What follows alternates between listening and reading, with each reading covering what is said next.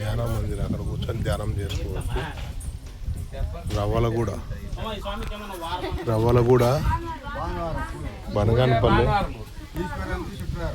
బనగానపల్లి నుంచి ఒక 5 కిలోమీటర్ల దూరం ఉంటుంది రవ్వలగూడ. ఇక్కడ శ్రీ పోతులూరి వీరబ్రహ్మేంద్ర స్వామి కాలజ్ఞానం రాశారు. భానువారం మటన్ తిని మేము పూజ చేయాలంటే అంటే ఏమో కాళ్ళు చేతులు చేసినా చేస్తారు, మరి చేసినా చేస్తారు. స్వామి ఎల్ల తినేడే స్వామి మటన్ ఆమెకు సంసారము పిల్ల మనం కూతురు ఈశ్వర ఈరనారాయణమ్మ కూతురు ఈశ్వర. ఇప్పుడు గృహాలకి వెళ్తున్నాము. శ్రీ వీరబ్రహ్మేంద్ర స్వామి వారు ఈ బావిలో, పెట్ల బావిలో లోపల గృహలో కూర్చొని కాలజ్ఞానం రాశారు. ఆ కాలజ్ఞానమే ఇప్పుడు మనం వింటున్నది.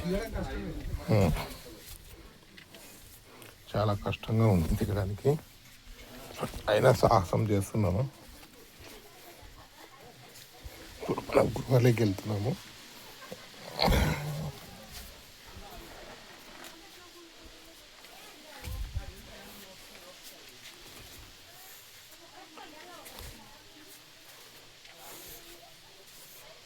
ఈ పోతులు వీరబ్రహ్మేంద్ర స్వామి వారు ఈ గృహలో కాలజ్ఞానం రాశారు.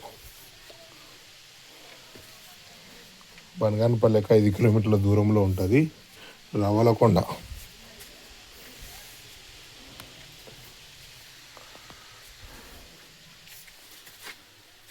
ఇది గృహ.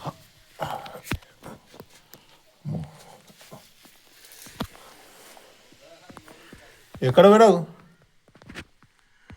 బాబు? ఎటు పక్కకి వెళ్ళావు? రైట్ సైడా?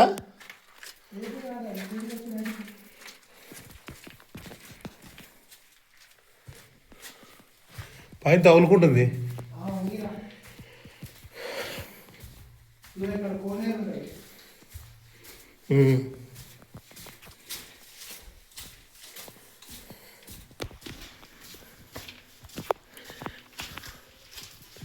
ఎక్కడ కోనేరు?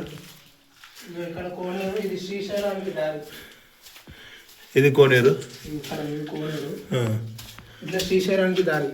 ఈ గృహ నుంచి పోతే శ్రీశైలం పోతుందా? ఈ గృహ నుంచి పోతే ఇది రాసింది కూడా శ్రీశైలం స్వామివారి ఇచ్చిన కొలను. నీళ్ళు చల్లుకున్నావు కొన్ని ఎట్లా అందుతాయి.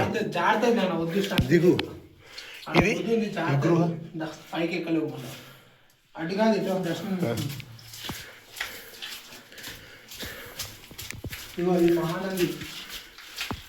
ఈ గృహ మహానంది పోతుందా? ఈ గృహ నుంచి పోతే మహానందికి దారట. ఈ గృహలో నుంచి మహానందికి పోవచ్చంట. ఇంతకుముందు చూసిన గృహనేమో శ్రీశైలం పోవచ్చంట. చూసావా? శ్రీ వీరబ్రహ్మేంద్ర స్వామివారు కాలజ్ఞానం రాసినటువంటి ప్లేస్ ఇది. అచ్చమాంబ బ్రహ్మంగారి చూసిన స్థలం. అంటే అచ్చమాంబ గారు ఇక్కడ అమ్మవారు గణపతి అచ్చమాంబ తల్లి ఆయన కాలజ్ఞానం ఏం చేస్తున్నాడని గృహంలో చూసింది ఈ మహాతల్లి.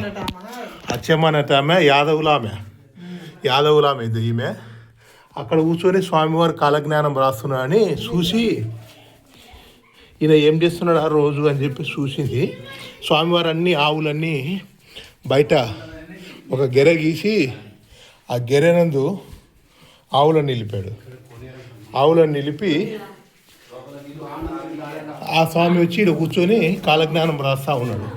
ఏం చేస్తున్నాడా అని ఆమె మా గొల్లామె చూసి చెప్పింది.